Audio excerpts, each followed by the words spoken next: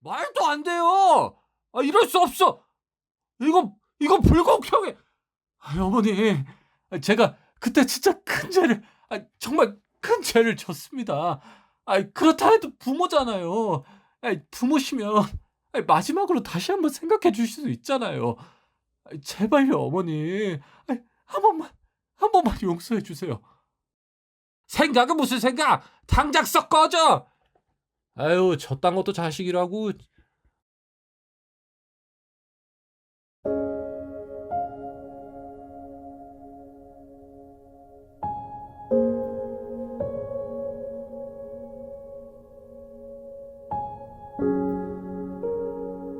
81세 순이 할머니는 차가운 요양원방 안에서 창밖을 바라보고 있었습니다. 오래된 나무 창틀 사이로 스며드는 바람은 그녀의 마음만큼이나 싸늘했죠. 액자 속 환하게 웃고 있는 손주들의 사진을 보며 순이 할머니의 눈시울은 붉어졌습니다. 그리고 그와 동시에 마음속 깊은 곳에선 아들과 며느리에 대한 원망이 점점 더 커져만 갔죠. 내가 그때 왜 그랬을까? 그때 그러지만 않았더라면 지금 이 지경까지는 오지 않았을 텐데. 한숨을 내쉬는 순이 할머니.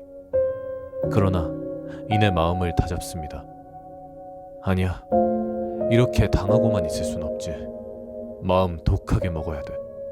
도대체 순이 할머니에겐 무슨 일이 있었던 걸까요? 순이 할머니는 과거 작은 동네에서 농사를 지으며 아들 영호와 단둘이 살았습니다. 사실 연년생 둘째 딸도 있었지만 운명은 참 잔인하기도 했죠. 딸은 2살이라는 어린 나이를 넘기지 못하고 그만 그 작은 숨을 거뒀습니다. 순이 할머니는 아직도 그때의 기억이 선명합니다. 원인 모를 고열에 몸이 불덩이인 딸아이를 업고 꼭두새벽에 응급실로 달려갔지만 주사바늘 꽂을 데도 없는 연약하고 가녀린 팔에 링거 바늘을 꽂은 채 그렇게 딸아이는 그만 몸을 축 늘어뜨리고 말았습니다. 엎친 데 덮친 격으로 남편 또한 딸을 잃은 충격으로 온종일 제정신이 아니더니 출근길 트럭을 몰다 그만 교통사고로 연달아 세상을 떠났죠. 웬만한 사람이라면 감당하기 힘든 기구한 운명임에도 어머니의 힘은 참 위대하죠. 순이 할머니를 일으켜 세워 앞으로 달릴 수 있게 해준 것은 옆에서 엄마가 슬픈 얼굴을 할 때마다 자기가 더 슬퍼서 우는 어린 아들 영호였습니다. 순이 할머니는 강해져야만 했습니다. 새벽부터 논밭에 나가 일을 하고 밤 늦게까지 밭일을 마치고 돌아와도 항상 웃음을 잃지 않았습니다. 아들이 잘 자라길 바라는 마음 하나로 모든 어려움을 이겨냈죠. 영호는 그런 어머니의 희생을 알았을까요? 영호 또한 힘든 집안 형편에도 학창시절 내내 불평불만 하나 없이 열심히 공부했고 성적은 최상위권을 유지했습니다. 그렇게 세월이 흘렀습니다. 아들 영호는 누구나 아는 서울의 최상위권 명문대에 합격했고 둘은 서로를 부둥켜 안고 정말 꺼이꺼이 울었습니다. 엄마, 제가 꼭 성공해서 돌아올게요. 그래서 엄마 호강시켜 드릴게요. 영호가 이렇게 말했을 때 할머니는 다시 한번 눈물을 흘리며 아들을 꼭 안아주었지요. 그렇게 할머니는 아들을 서울로 보내며 그동안 모아둔 돈을 모두 털어 학비로 지어주었습니다. 순이 할머니가 그동안 밤낮으로 일해 열심히 모은 돈의 거의 대부분이 학비로 모조리 다 쓰이게 되었지만 그래도 이날을 위해 착실히 모은 덕에 아들내미가 딴 데 신경 안 쓰고 공부만 할 수 있게끔 하기에 충분한 돈이 모였죠. 물론 순이 할머니는 아들내미 더 넉넉하게 주지 못해 여전히 미안한 마음이었지만요. 그렇게 세월이 많이 흘렀습니다. 영호는 대기업에 당당히 합격했고 이내 예쁜 색시와 결혼을 하고 눈에 넣어도 아프지 않을 사랑스러운 손주들까지 안겨주었지요. 명절엔 온 가족이 함께 모여 웃음꽃을 피웠고 순이 할머니는 이제야 한시름 놓을 수 있었답니다. 앞으로의 미래에 행복함만 가득할 것이라 믿어 의심치 않았답니다. 그러나 언제부터였을까요? 어느 순간부터 아들 부부는 점점 할머니를 찾아오는 횟수가 줄어들었습니다. 영호야, 며느리랑 손주들이랑 잘 지내고 있지? 네. 저 엄마, 지금도 일하다가 받은 거라서 저 금방 들어가 봐야 돼요. 할머니가 전화를 걸어 아들의 안부를 물어보곤 했지만 아들은 어쩐지 항상 바쁘다는 핑계로 대화를 서둘러 끝내버리려고 하는 것이었습니다. 솔직히 서운한 마음이 들었지만 한편으론 아들이 사회의 구성원으로서 제 한몫하느라 바쁘다고 생각하면 대견하기도 했습니다.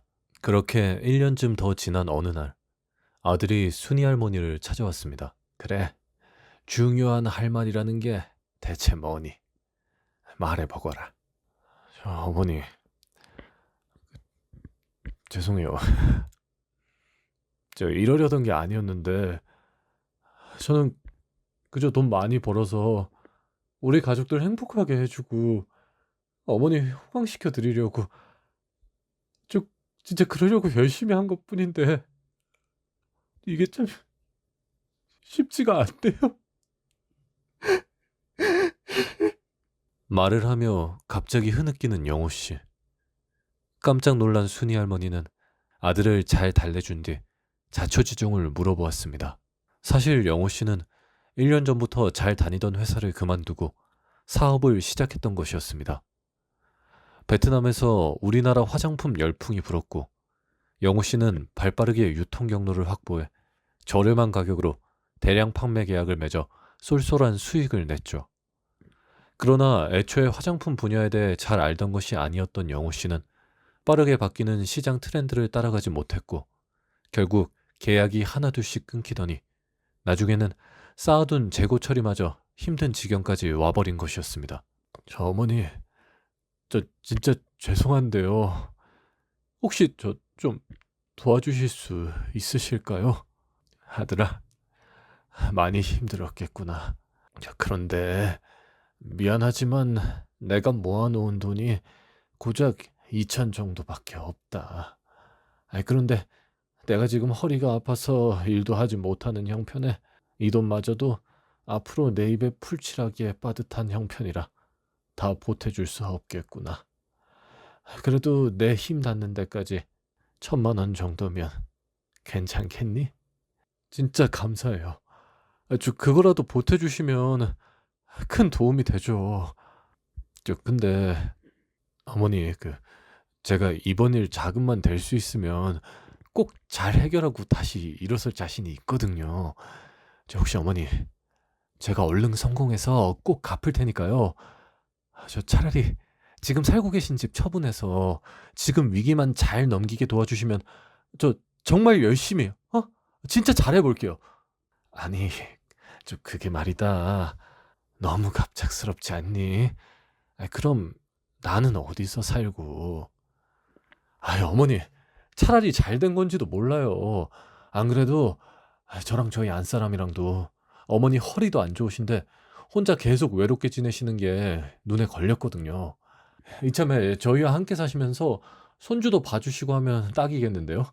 제 자식들도 할머니 보고 싶다고 얼마나 노래를 하는데요. 순이 할머니는 처음에는 망설였지만 아들의 진심 어린 제안에 결국 마음을 열었습니다. 그래, 너희랑 함께 지내면서 손주들 얼굴도 보고 하면 적적하지는 않겠지. 그렇게 순이 할머니는 아들이 살고 있는 서울로 이사를 하기로 결심했습니다. 작은 집을 처분하고 모아둔 돈까지 모두 정리하여 아들 부부에게 주었죠. 영호와 며느리는 기뻐하며 할머니를 맞이했습니다. 새로운 생활이 시작되었고 할머니는 다시 가족과 함께 할 수 있다는 생각에 마음이 따뜻해졌습니다. 순이 할머니가 서울로 이사온 첫날은 마치 꿈만 같았습니다. 아들의 차를 타고 낯선 도시를 둘러보며 자신도 이제는 새로운 삶을 시작할 수 있다는 희망에 부풀었습니다. 아들 집은 막 크고 화려하진 않았지만 할머니의 예전 집보다는 훨씬 안락하고 깔끔했습니다. 거실 한가운데에는 커다란 소파가 놓여 있었고 최신형 가전제품들이 빛을 내고 있었죠. 엄마, 여기 앉아서 편히 쉬세요.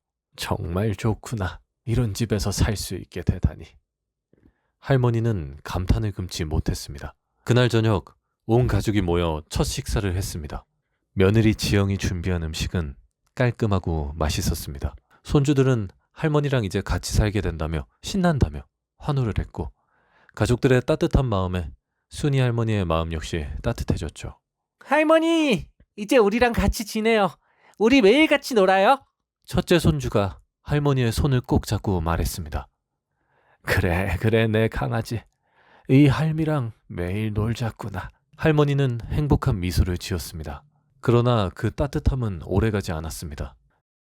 시간이 흐르면서 할머니는 점점 소외감을 느끼기 시작했죠. 맞벌이를 하는 며느리 지영은 일이 많아 야근을 하기 일쑤였고 손주들도 좀 크더니 학원과 학교로 정신이 없었죠. 시간이 지나면서 할머니는 집안의 눈치와 부담을 느끼기 시작했습니다. 아침에 일어나면 이미 식구들은 각자의 일로 바빴고 할머니는 오전 9시만 되면 집안에 덩그러니 홀로 남겨져 쓸쓸한 시간을 보내야 했습니다. 그러나 천성이 부지런한 순이 할머니는 가만히 있지 않았습니다. 가족에게 뭐라도 도움이 돼야 한다는 생각을 했죠. 할머니는 평일은 물론 주말에도 집안에 먼지 한 톨 없을 정도로 집안을 깔끔하게 청소했는데요. 내심 가족의 역할을 하고 있다는 생각에 뿌듯한 할머니였지만 며느리는 그게 불편했나 봅니다. 어머니, 주말에도 이러시면 저희가 불편해요. 그냥 좀 쉬세요. 주말엔 저희가 알아서 할게요. 며느리는 할머니의 집안일을 막으려고 했습니다. 하지만 농촌에서 평생 일하며 살았던 순이 할머니는 그냥 앉아있는 것이 오히려 더 불편했기에 괜찮다고 말했죠. 아이고, 아니다. 뭐라도 하는 게 내가 편하니까 신경 쓰지 말거라. 아니요, 어머니. 제발 좀 쉬시라니깐요. 제가 불편해서 그래요. 며느리의 목소리에는 살짝 짜증이 섞이기 시작했습니다. 그러냐? 알았다. 그렇게 아들과 며느리는 주말에 순이 할머니를 거실 소파에 앉혀놓곤 자기네들끼리 집안 청소를 하기 시작했습니다. 순이 할머니는 다들 바쁘게 움직이는 와중에 홀로 소파에 앉아있으려니 눈앞에 켜진 TV 소리가 귀에 전혀 들어오지 않았습니다. 마음이 너무 불편했습니다. 그날 저녁 아들에게 이런 부분에 대해 얘기했지만 아들 영호는 오히려 아내의 편을 들었죠. 어머니, 지영이가 어머니 쉬시라고 그러는 건데 그걸 기분 나빠하실 필요가 뭐가 있어요. 저희 괜찮으니까 그냥 가만히 앉아 쉬시기만 하시면 돼요. 가만히 앉아 쉬시기만 하면 된다라니. 할머니는 이 말이 고맙기보단 오히려 자신을 무쓸모한 짐짝 늙은이 취급하는 것 같아 서러웠습니다. 그러나 아들 영호 또한 어쩐지 자신을 귀찮아하는 듯 느껴져 이 말을 차마 입 밖으로 내뱉을 수 없었죠. 시간이 흐를수록 며느리의 눈치는 더 심해졌습니다. 할머니가 손주들에게 다가가면 지영은 다급하게 손주들을 데리고 방으로 들어가곤 했습니다. 어머니, 애들 공부해야 돼요.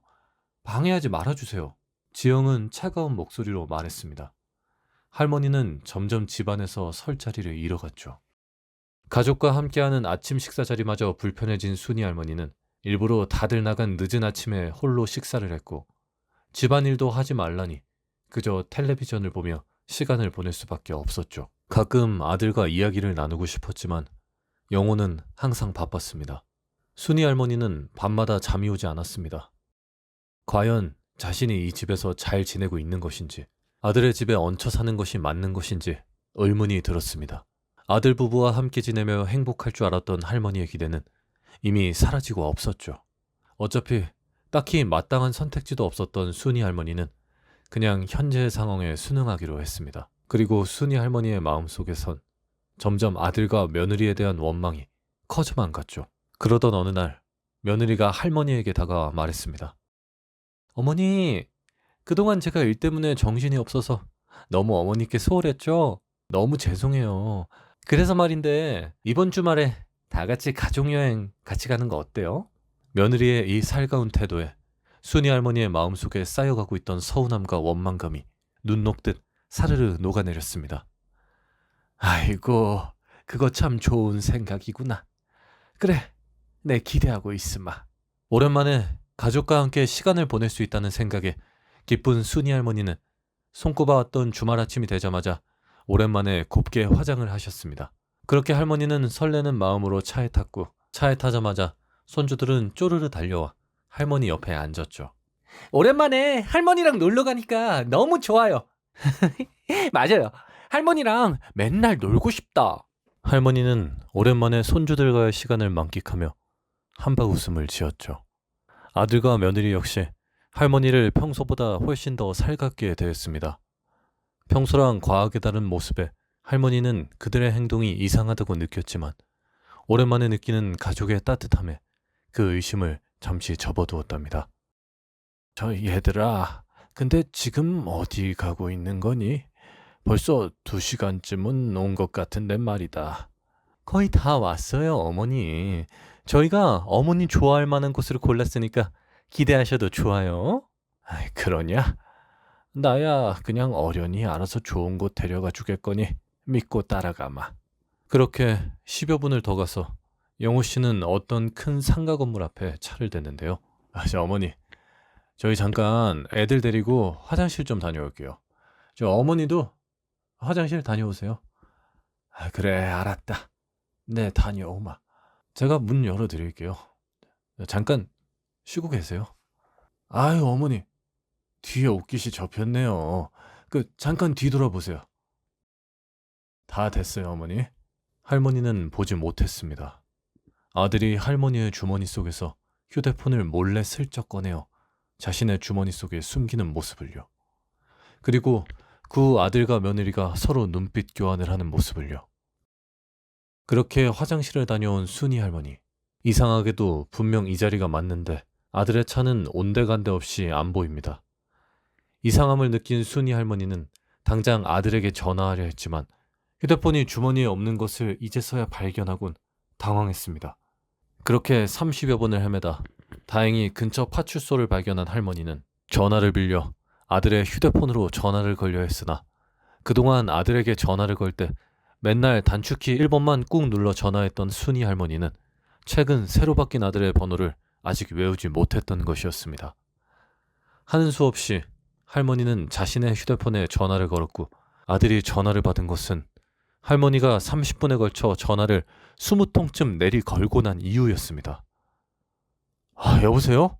엄마, 어디 갔었어요? 한참 찾았었는데 전화기도 놓고 가셔서 걱정했잖아요. 참 이상하다. 분명 맡겨왔는데 너희 차가 없지 뭐냐. 마침 휴대폰도 차에 놓고 간 듯해서 연락을 바로 못했다. 그래서 지금 어디 애들 있니? 저희 엄마 한참 찾다가 엄마 찾으려고 좀 더 멀리까지 왔죠. 일단 거기 좀 계세요, 엄마. 박씨 할머니는 묘하게 덤덤한 아들의 목소리에 이상함을 느꼈지만 자신의 착각이겠거니 하고 그 자리에서 두어 시간을 더 기다려야 했습니다. 기다리는 동안 너무 오랫동안 오지 않는 아들에게 몇 통의 전화를 더했지만 아들은 전화를 받지 않았습니다. 도무지 안 되겠다 싶은 할머니는 전화를 계속 내리걸었고 그제서야 전화를 받은 아들. 엄마 어쩌죠? 제가 그쪽으로 가려고 했는데 도로를 잘못 타가지고 더 멀리 와버렸어요. 혹시 저희 처음 헤어진 곳 상가 건물 아시죠? 거기 5층에 가시면 요양원이 있어요. 제가 미리 거기에 말해 놓을 테니까 거기에서 하루만 묵고 계시면 제가 내일 모시러 갈게요. 순이 할머니는 말문이 막혔습니다. 말도 안 되는 변명에 말도 안 되는 상황. 앞뒤가 하나도 맞지 않는 아들의 말보다 더 순이 할머니의 가슴을 내려앉게 만든 것은 아들의 목소리가 전혀 할머니를 걱정하는 말투가 아니었다는 것입니다. 그보단 오히려 이 상황을 모면하기 위해 억지 연기를 하는 것이 느껴졌죠. 할머니는 아들의 의중이 무엇인지 이해를 해버렸습니다. 그러나 애써 아니길 바라며 일단은 아들이 말해준 요양원에 갔죠.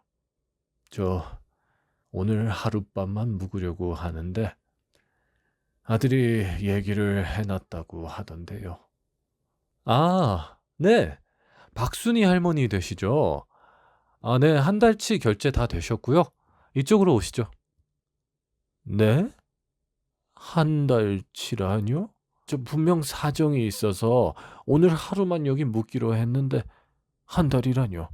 내일 아들이 데리러 오기로 했어요. 네? 이상하네요. 전에 분명 어르신이랑 얘기 다 된 거라고 말씀하셨는데 저희 요양원에선 하루치만 결제한다던가 그런 건 없어요. 아, 저 보아하니까 그 사정이 있으신 것 같은데 오늘 하루는 그냥 빈 호실에서 묵으시고 내일 아드님 오시면 그때 환불 절차 진행해 드릴게요. 사실 할머니도 직원도 이미 지금 어떤 상황인지 파악한 상태였습니다. 직원의 난처한 기색과 그것을 애써 모른 척하며 짓는 직원의 따뜻하지만 어색한 표정이 이를 반증했죠. 내일이 되었습니다. 순이 할머니는 지금 아들 손에 있을 자신의 휴대폰으로 전화를 했지만 역시나 전화기는 꺼져 있었습니다. 아닐 거야. 아닐 거야. 역시나 저녁이 되어도 아들의 전화는 오지 않았고 할머니는 비로소 현실을 받아들이고 망연자실하게 허공을 응시할 뿐이었습니다. 저 혹시 오늘 하루도 더 묵으시는 건가요? 네, 제가 착각한 것 같네요. 한 달치를 결제한 게 맞는데 말이죠. 물론 할머니는 집으로 찾아갈 수 있었습니다. 이곳은 낯선 곳이지만 어떻게든 지하철역만 찾으면 집으로 가는 것은 그리 어려운 일이 아니었죠. 그러나 할머니는 그러지 않았습니다. 할머니는 몇 날 며칠을 잠을 이루지 못했습니다. 과거의 희생과 노력, 그리고 아들의 배은망덕함에 대한 분노와 슬픔이 할머니를 괴롭혔죠. 할머니는 아들에게 모든 것을 다 내어주었지만 결국 남은 것은 배신감과 외로움 뿐이었습니다. 그리고 자신의 집을 처분하고 아들 집으로 합친 것을 뼈저리게 후회하고 또 후회할 뿐이었죠.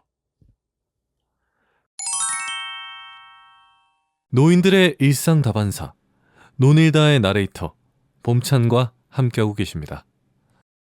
그렇게 6개월이라는 시간이 흘렀습니다. 정말 괘씸하게도 아들은 첫 달 원비를 제외하곤 그 어떠한 것도 지원하지 않았습니다. 그러나 사실 할머니는 아들을 도와줄 때 처분하지 않고 몰래 숨겨둔 밭이 하나 있었는데요. 그동안은 모르고 있었지만 그 밭을 팔려고 보니 땅값이 정말 상상도 못하게 치솟아 있었고 그렇게 밭을 처분하고 나니 그 액수는 서울의 목 좋은 곳에 아파트는 무리지만 적어도 빌라 한 채 정도는 너끈히 구할 수 있을 정도로 충분한 금액이었죠. 사실 이 돈으로 요양원을 벗어나 새로운 거처에서 새 생활을 시작할까도 생각했던 할머니였지만 그런 일을 겪고 나니 도무지 혼자 있을 자신이 없던 할머니는 심신이 안정될 때까지만 요양원에서 좀 더 지내기로 했는데요. 할머니는 의외로 요양원이 마음에 쏙 들었습니다. 할머니는 원내 손뜨개 모임에 적극적으로 참여했고 가끔 봉사활동하러 찾아오는 대학생들과의 시간을 통해 새로운 사람들과의 교류를 즐기며 자신의 삶을 회복해 나갔습니다. 할머니는 조금씩 자신을 되찾아갔고 이제는 스스로를 위한 삶을 살아가고 있었습니다. 너무 감사하게도 요양원에선 좋은 사람들을 만났고 할머니는 다시 한번 인생의 의미를 찾을 수 있었죠. 그렇게 순이 할머니의 사연은 여기서 평화롭게 마무리되었으면 참 좋았겠지만 참 기가 막히고 코가 막히는 일은 바로 지금부터였습니다. 어느 날 새로 뜨개질한 털모자가 썩 마음에 들어 미소를 짓고 있던 순이 할머니 앞에 아들과 며느리가 뜬금없이 찾아온 것이었는데요. 저 어머니 진짜 죄송해요. 정말 면목이 없어요. 이제서야 모시러 온 이 못난 아들을 용서해 주십시오. 어머니라고 부르지 마라. 난 너 같은 아들 둔 적 없다. 무슨 속셈인지는 모르겠지만 난 여기가 좋으니 이만 썩 물러가거라. 며느리도 거들었습니다. 어머니, 이번에는 정말 잘 모실게요. 아이들도 할머니를 너무 보고 싶어해요. 내가 너희 말을 어떻게 더 믿겠니? 나는 내가 가진 모든 걸 이미 내어줬고 그 결과 이렇게 버려졌다. 그런데 이제 와서 너네가 나와 무슨 할 말이 있다는 거냐? 어머니, 저희는 면목이 없지만 손주들 보셔야죠. 아이들이 할머니 너무 보고 싶어해요. 아이들을 생각해서라도 같이 지내요. 할머니는 너무 이상했습니다. 대체 아들 내외가 이렇게 태도가 돌변한 이유가 대체 뭘까요? 그러다 문득 할머니의 뇌리를 스치는 생각이 있었습니다. 너희 혹시 서랍 속에 내 통장을 본 거냐? 아이, 통장이라뇨. 아이, 무슨 통장이요? 아이, 아무튼 그게 뭐가 중요해요. 빨리 같이 가요, 엄마. 봤구나. 그래, 이제야 자초지종이 이해가 가네. 왜? 벗겨먹을 거 없는 노인네인 줄 알았는데 통장에 찍힌 액수를 보니 또 군침이 돌더냐? 개털인 줄 알았는데 털어먹을 게 더 있다는 걸 알게 되니 버렸던 늙은 노인네가 다시 애미로 보이나 보지? 그래요! 봤어요! 엄마, 근데 통장을 본 거랑 상관없이 원래부터 저희 형편만 좀 나아지면 어머니 다시 모시러 갈 생각이었어요. 아니, 우리 엄마 대체 왜 그랬어요? 통장에 돈이 더 있다고 진작 말씀해 주셨으면 애초에 이 지경까지 안 왔을 거잖아요. 원래 그 돈은 너네가 진짜로 힘들 때 도와주기 위해 내가 오래전부터 한 푼 두 푼 모아놓은 것이었다. 혹시나 내가 죽게 되거든 원래 너희 것이 될 돈이었기도 하지. 그러나 이제 너희랑은 상관없다. 나는 이미 마음속에서 너희를 끊어낸 지 오래야. 아들은 되려 적반하장으로 화를 내며 말했습니다. 아니, 엄마, 해도 너무하네. 어떻게 부모가 돼서 아들이 힘들다는데 외면할 수가 있어요? 또 손주들이 보고 싶다는데 어떻게 외면할 수가 있습니까? 진짜 정말 너무 매정하네요. 저기요. 듣자 하니까 진짜 너무하시네요. 어떻게 사람의 탈을 쓰고 그렇게 하실 수가 있어요? 희복의 젊은이, 당신이 그러고도 사람이야? 사람이냐고! 안녕하세요. 저 여기 원장 되는 사람입니다. 할머니, 이 사람들이랑 더 할 말 없으시죠? 할머니께서 할 말 없으시다니까 당장 돌아가 주세요. 당장 돌아가지 않으면 소란을 피운 죄로 경찰을 부르겠습니다. 뭐? 경찰? 참 어이가 없어서. 갈게. 가면 될 거 아니야. 가자, 여보. 괜찮아. 어차피 시간이 지나면 법적으로 당신이 상속받게 돼 있어. 어딘 마지막에 웃는 사람이 누군가 지켜보자고. 며느리야, 내가 그렇게 바보로 보이더냐? 이미 난 너희에게 한 푼도 물려주지 않기로 정했다. 이미 유언장도 다 그렇게 써놨어. 뭐라고요? 아니 그런 거 없어요. 아니 그런 법이 세상에 어딨어요. 저 엄마 아들이에요. 법적으로 절대 그럴 수가 없죠. 당황해서 소리치는 아들 앞으로 한 할아버지가 걸어 나오면서 말했습니다. 아니요. 제가 20년 동안 변호사를 했던 사람으로서 확실하게 말씀드리겠습니다. 당신들은 결코 단 한 푼도 받지 못합니다. 뭐라고요? 그럴 리가 없어요. 그럴 수가 있어, 아가씨. 민법 제1004조 상속인의 결격 사유에 대한 법조항에 따르면 상속인이 상속 개시 전에 피상속인을 부당하게 대우하거나 심각한 학대를 한 경우 상속을 받을 수 없습니다. 당신네 부부가 순이 할머니로부터 기존 집을 처분하게 한 뒤 그 돈을 받자마자 요양원에 버리다시피 한 것은 충분히 노인 학대죄에 해당하죠. 증거는 차고 넘칩니다. 그러니 할머니께서는 당신들에게 재산을 상속하지 않으실 수 있어. 들었느냐? 들었으면 당장 썩 꺼지거라. 말도 안 돼요. 이럴 수 없어. 이거 불공평해. 어머니, 제가 그때 진짜 큰 죄를, 정말 큰 죄를 졌습니다. 그렇다 해도 부모잖아요. 부모시면 마지막으로 다시 한번 생각해 주실 수 있잖아요. 제발요, 어머니. 한 번만 용서해 주세요. 생각은 무슨 생각? 당장 썩 꺼져. 아유, 저딴 것도 자식이라고. 저 원장으로서 말씀드립니다. 이날 이후로 할머니는 우리와 함께 경찰서에 가서 당신네들을 접근 금지 신청할 거니까 2번 다시 이곳에 얼씬도 하지 마십시오. 경고했습니다. 그렇게 아들과 며느리는 모두의 야유 속에서 얼굴이 시뻘개진 채 도망치듯 달아나 버렸고, 할머니의 복수극 사연은 여기서 마무리됩니다. 이후 순이 할머니께선 현재까지도 요양원에서 아주 만족하며 잘 지내고 계신다고 하시네요. 이렇게 보면 해피엔딩인 것 같지만 사실 순이 할머니는 그렇게 꿈꿔왔던 복수에 성공했을 때조차 마음이 그렇게 통쾌하지 않으셨다고 해요.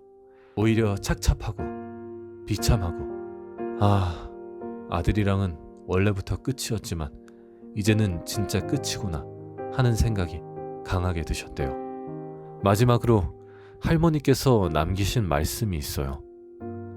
할머니께선 이렇게 말씀하셨어요. 여러분, 자식에게 절대 모든 것을 퍼주지 마세요. 돌이켜보면 그때 아들을 돕기 위해 제 집을 처분했을 때 그 순간에 이미 모든 것이 틀어져 버렸던 것 같아요. 부모로서 자식을 위해 뭔들 못하겠냐는 그 마음, 저도 너무나 잘 알고 있지만 어디까지나 제 살 길은 확보해 놓는 선이어야 합니다. 늙어서 가진 것이 아무것도 없고 자식에게 의존하기 시작하면 그때부터는 살아도 산 것이 아니고 그야말로 생지옥이 따로 없답니다. 네, 정말 잘 들었습니다. 그럼 오늘 사연 마무리하겠고요. 혹시 할머니께 위로가 됐든 충고가 됐든 해주고 싶으신 말씀이 있으신 분들은 댓글로 남겨주세요. 지금까지 사연을 읽어드린 저는 노인들의 일상 다반사, 노니다의 나레이터 봄찬이었습니다. 안녕히 계세요.